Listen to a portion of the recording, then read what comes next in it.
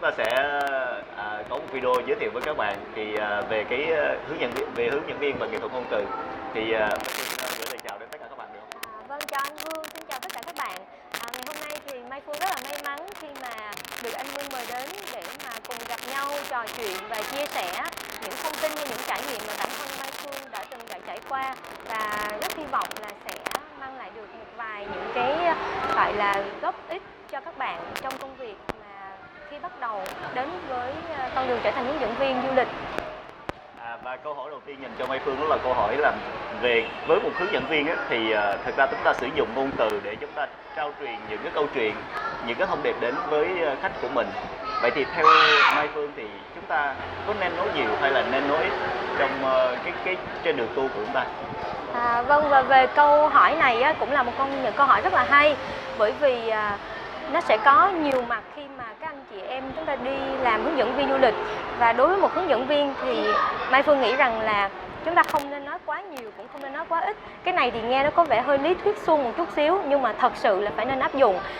Và cái quan trọng đó là chúng ta nên đọc vị được cái cảm xúc của khách như thế nào. Ví dụ như trên xe hoặc là trên những cái tuyến điểm mà mình cảm thấy là khách người ta không hứng thú với câu chuyện mà mình chia sẻ, thì mình có thể ngưng ở đó và chuyển sang một cái đề tài mới, gây hứng thú hơn, gây sự chú ý của khách nhiều hơn. Hoặc có những cái điểm bắt buộc chúng ta phải nói. Tại vì khi mà đưa vào trong một điểm tham quan mà mình chỉ nói rằng là ngày thành lập hoặc là cái năm xây dựng không thôi thì nó không chưa đủ, thì mình sẽ lồng ghép vào đó là kể những câu chuyện để khách có thể hiểu thêm về những cái tuyến điểm hoặc là những cái địa điểm tham quan đó, rất là hay. Cho nên rút lại thì theo em nghĩ chúng ta cũng không nên nói quá nhiều và không nên nói quá ít, cảm thấy là vừa đủ. Và khi nào mà gọi là thu hút được cái sự chú ý của khách thì mình có thể chia sẻ thêm hoặc là kể nhiều hơn. Nhưng nếu như ngày hôm đó hoặc là vào buổi trưa chẳng hạn, khách đã cảm thấy quá mệt mỏi rồi thì cái lượng từ mình sử dụng vừa đủ để khách nắm về cái tuyến điểm tham quan hoặc cái địa điểm đó đã là ok lắm rồi. Như vậy có nghĩa là chúng ta sẽ không nói nhiều cũng không nói ít. Dạ, đúng. Chúng ta nói đủ là đủ. Dạ. Và chúng ta đọc được tâm lý của khách hàng. Dạ. Và làm cho nó phù hợp là được. Dạ. Nhưng mà anh đang tự hỏi là không biết là ở trong đó thì có nhiều cái tình huống khác nhau về việc chúng ta sử dụng ngôn từ mà nó không đúng với cái ngữ cảnh, hoặc là nó không đúng với những cái trường hợp. Thì liệu là Mai Phương thì Mai Phương nghĩ sao về những cái trường hợp như vậy? Về cái này thì em nghĩ là mình sẽ chia ra làm hai mặt đi. Mặt thứ nhất đó là cái ngôn từ trong cách giao tiếp với khách hàng, và cái thứ hai đó là ngôn từ sử dụng khi mà mình thuyết minh. Thì thật ra với trải nghiệm của bản thân em đi, thì ngay từ những ngày đầu lúc mà đi tour đó, đối với những khách hàng thì cái ngôn từ mình sử dụng nó chưa có được chính xác hoặc chưa được trau chuốt cho lắm. Ví dụ như lúc mới đi tour thì em hay gọi những cái khách ở trong đoàn của mình rằng là mọi người ơi tập trung lại đây chẳng hạn. Thì lúc đó rất là may mắn có một chú này là Việt kiều, mà đúng thật sự là chú rất là thương mình. Khi mà chú đến giờ ăn trưa đó thì chú mới chạy xuống và nói rằng là Phương ơi, thật ra là chú rất là thương con chứ không có gì hết, tất cả mọi thứ cho đến bây giờ chú đều cảm thấy rất là tốt. Thế nhưng nó có một cái chú góp ý cho con rằng là trong đoàn sẽ có những người lớn tuổi hơn, sẽ có những người nhỏ tuổi hơn và bằng tuổi với con, cho nên khi con sử dụng cái từ mọi người thì nó sẽ không được chính xác, và có thể rằng là với những người lớn tuổi người ta không hài lòng. Thế cho nên là sau đó thì tụi em mới cảm ơn và mình về mình tìm hiểu thì làm cách nào để mình sử dụng một cái từ để mà mình gọi chung cho tất cả các hành khách ở trong đoàn mà nó gần gũi hơn, nó không quá trịnh trọng hoặc nó cũng không quá nghiêm túc, nhưng mà vẫn đảm bảo được rằng là cách gọi của mình nó làm cho khách cảm thấy là hài lòng. Thì sau đó tụi em nghĩ rằng là với bản thân Mai Phương thôi thì sẽ gọi là các cô chú anh chị, các cô chú anh chị trong đoàn của mình hoặc là nhà mình ơi, thì nó vừa thân thiết, nó vừa gần gũi hơn, và nó cũng mình không phải là gọi riêng cho ai cả mà mình sẽ sử dụng chung. Và cái thứ hai nữa đó là một cái gọi là đại từ danh xưng đi, dành bản thân mình khi mà nói chuyện với khách thì nó sẽ như thế nào. Thì có thể rằng là nhiều bạn sẽ sử dụng từ em, ví dụ là em chào tất cả các anh chị hoặc là con chào tất cả các cô chú, nhưng mà tương tự giống như cái vừa rồi, với mọi người thì mình cũng không biết là mình đang nói chính xác là ai cả, và có người lớn có người nhỏ. Và khi mà mình dùng từ em hoặc từ con thì nó cũng mặc định rằng là mình nhỏ hơn các người ta, kiểu như thế. Thì có nhiều người rằng là người ta sẽ nhỏ hơn mình hoặc các bạn nhỏ hơn mình, thì sau này thì em nghĩ rằng là em hay sử dụng một cái cách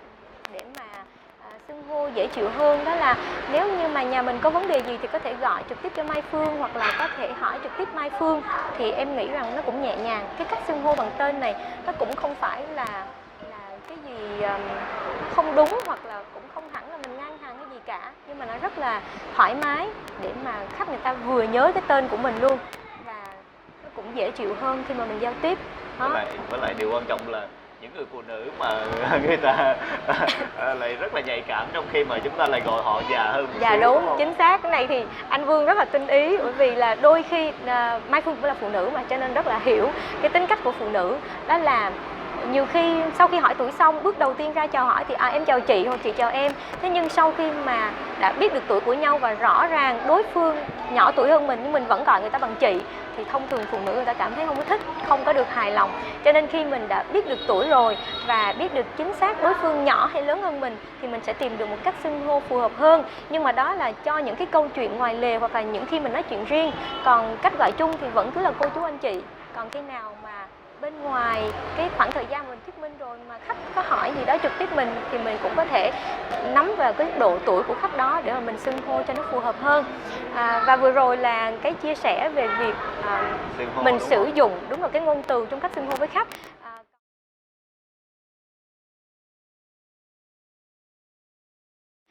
Còn lúc nãy thì em cũng có nói với anh Vương đó, bên cạnh cách xưng hô với khách thì còn có những cái ngôn từ mình sử dụng trong cái khi mà mình đi thuyết minh, đúng không ạ? Tại vì cái này thì em nghĩ cũng khá là quan trọng. Tất nhiên trong một cái buổi nói chuyện như thế này thì không thể nào mình nói hết được, nó quá nhiều và nó quá vĩ mô đi về cái ngôn từ để mà sử dụng. Thế nhưng mà chỉ một vài cái trải nghiệm nhỏ của bản thân em thôi, khi mà em đã từng chính bản thân mình đã từng bị vấp, hoặc là các anh chị em khác của hướng dẫn viên mà tụi em đã từng gặp và các bạn chia sẻ lại, thì sẽ có những cái kiểu giống như thế này, rằng là khi mình đưa đoàn đến tham quan một công trình nào đó, em lấy thí dụ là một ngôi chùa đi, thì các bạn thường hay nói rằng là cái ngôi chùa này hoặc là cái công trình này, cái công trình kia, thì thật ra cái từ đó nó không chính xác. Thay vì mình sử dụng rằng cái công trình này hoặc là cái ngôi nhà này thì mình có thể cắt cái chữ đầu tiên là chữ cái đó đi, thì mình chỉ cần nói rằng là công trình này hoặc là ngôi chùa này được xây dựng vào năm nào đó. Em lấy thí dụ như thế thì nó sẽ dễ chịu hơn rất là nhiều. Hoặc là có một cái mà bản thân tụi em rất hay chia sẻ với các bạn sinh viên hoặc là các bạn hướng dẫn viên trẻ khi mà mới vào công ty, đó chính là cái cách sử dụng từ của mình á. Đôi khi các bạn sử dụng nó hơi kịch hơn một tí, tức là nó mang cái văn học hoặc là cái gì đó nó hơi hướng, hơi gọi là trang trọng hoặc cái này thế kia, đôi khi nó sẽ không phù hợp với ngữ cảnh. Em lấy thí dụ như rằng là có nhiều bạn là khi làm hướng dẫn viên thì mọi người hay nói rằng hướng dẫn viên giống như một người MC hoặc là một cái người dẫn chương trình để mà kể chuyện, nhưng mình phải biết lồng ghép và mình phải biết làm sao để kiểm soát được những cái lời từ giữa MC và một cái người gọi là kể chuyện, để cho khách cảm thấy là vui vẻ. Dạ đúng rồi, khách cảm thấy vui vẻ và hài lòng hơn. Nhưng mà có một lần á thì có một bạn khi mà chia sẻ với tụi em, ví dụ rằng là có một cái cụm từ ấy thế mà, tức là đang nói chuyện rất là bình thường, chia sẻ rất là bình thường vậy, ấy thế mà, thì tự nhiên mình cảm thấy bạn này dùng cái từ đó thì nó hay đó, nhưng mà nó hơi kịch một tí, tức là nó gọi là nó không thực tế lắm. Đúng rồi, nó không được tự nhiên. Thì có thể mình sẽ sử dụng rằng là thế nhưng đó, thì những cái từ đó nó lại gần gũi hơn và khách nghe cũng dễ chịu hơn. Hay là đôi khi có những cái từ như là mình đi ngang qua một cái vùng quê chẳng hạn, thì các bạn nói rằng là với các cô chú anh chị trong đoàn thì cái khói bếp nó bay lên chắc là quá quen thuộc rồi đúng không? Thay vì như vậy thì mình sẽ làm cho cái cách dẫn của mình nó thơ hơn một tí. Thí dụ như rằng là đối với rất nhiều các cô chú anh chị trong đoàn của mình thì cái hình ảnh khói bếp lam chiều trong những cái trái bếp đó đã trở nên rất gần gũi và thân thuộc khi mà còn nhỏ, đúng không ạ? Thì tất nhiên là nghe nó vẫn thơ, nhưng mà nó gọi là sao ta? Nó không bị hơi sến một chút xíu, rất là gần gũi. Và khi mà các cô chú lớn tuổi mà người ta nghe đến những cái cụm từ hoặc là những cái từ ngữ gợi hình như thế thì người ta cũng sẽ dễ đi vào lòng người hơn. Thì theo em nghĩ là như vậy. Cảm ơn Mai Phương về cái chỗ này, bởi vì ngay cả bản thân anh cũng vậy. Thường như là chúng ta hay quen những cái từ nó hơi mộc một xíu. Dạ. Ví dụ chúng ta hay nói cái này cái kia. Đúng rồi. Cho nên cái công trình này, cái ngôi chùa này, cho nên chắc là đây cũng là một trong những cái phần mà các bạn sinh viên có thể là lưu ý một xíu là chúng ta lưu Dạ. ý cái từ cái. Và thật ra thì anh muốn hỏi một trong những câu hỏi trọng tâm nhất, đó là câu hỏi về một cái tình huống nào đó mà anh đã từng gặp, về cái việc mà chúng ta sử dụng ngôn từ nó bị lỗi ngữ cảnh hoặc là nó không phải phép như thế nào đó, và Dạ. chúng ta gặp khó xử trong trường hợp đó, thì Mai Phương có thể chia sẻ lại cái tình huống đó như thế nào không? Thật ra thì đến bây giờ đã là năm thứ 9 em theo nghề rồi. Cho nên nếu như mà nói trong vòng 9 năm em đi tour, đi làm việc và em không vấp phải một tình huống nào thì chắc chắn là không đúng, mà phải nói là rất rất là nhiều. Nhưng mà ngay lúc này thì có thể em không thể nào nhớ hết được. Nhưng mà chắc là em sẽ lấy một cái ví dụ điển hình như thế này thôi. Đó là trong một lần khi mà em đưa đoàn đi Nhật Bản, thì khi mà đưa đoàn sang này, đoàn này là phải gọi là đoàn VVIP. Cho nên là ngay từ đầu công ty đã căn dặn rằng là từ cung cấp phục vụ cho đến cách nói chuyện thì đều phải gọi là rất là chỉnh chu. Tất nhiên thì mình cũng biết điều đó, bởi vì với hướng dẫn viên thì lúc nào cũng phải phục vụ rất nhiều những đối tượng khách khác nhau. Khách bất cứ ngành nghề gì hoặc là bất cứ một tầng lớp nào đi chăng nữa thì cũng đều sẽ là khách hàng của mình, và mình cũng đều phải trân trọng. Thế nhưng có những cái đoàn khách mang tính chất đặc biệt hơn thì mình sẽ phải chỉnh chu hơn một chút xíu và nghiêm túc hơn một chút xíu.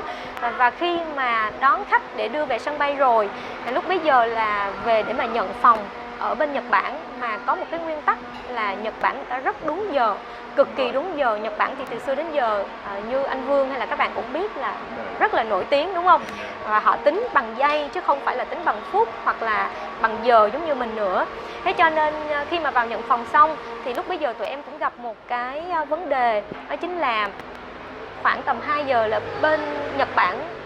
cụ thể là ở Tokyo, người ta sẽ đóng cửa tất cả các cửa hàng ăn trưa đi, và người ta nói rằng đó là cái giờ để cho nhân viên nghỉ ngơi, và sau 2 tiếng đồng hồ nữa, tức là vào tầm 4 giờ chiều thì người ta mới bắt đầu mở cửa và hoạt động trở lại để phục vụ cho bữa ăn tối. Và lúc bấy giờ thì khi mà đưa đón đoàn về đến khách sạn để nhận phòng thì em nhìn lên đồng hồ, lúc đó là khoảng tầm 12 giờ kém rồi. Chắc chắn khi khách nhận phòng xong thì cũng phải mất tầm 30 phút nữa, vì đoàn có em bé nhỏ nữa và người lớn tuổi, cho nên là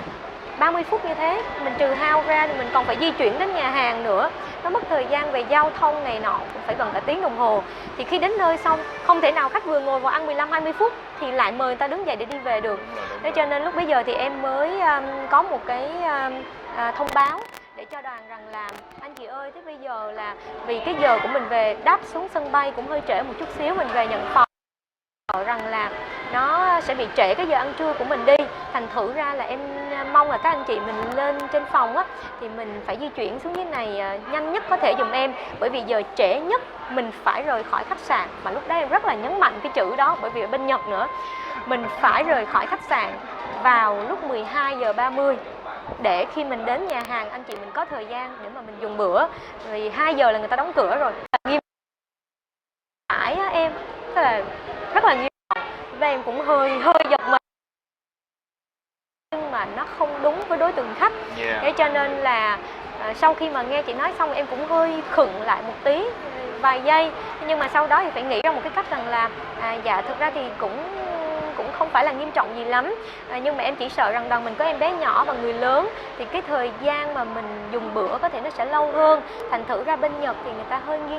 gọi là nguyên tắc về giờ giấc một chút xíu, và tuyệt đối không nhắc đến chữ phạt nữa. Thì chị khách có vẻ là gọi là nhẹ nhàng hơn một chút xíu,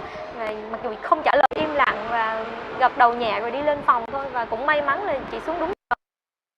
Rõ ràng khi em nói rằng là cái từ phải đó đối với mình có thể nó không quá là nghiêm trọng, nhưng mà đối với một vài vị khách mà ở một cái địa vị người ta cao hơn thì người ta sẽ cảm thấy không hài lòng.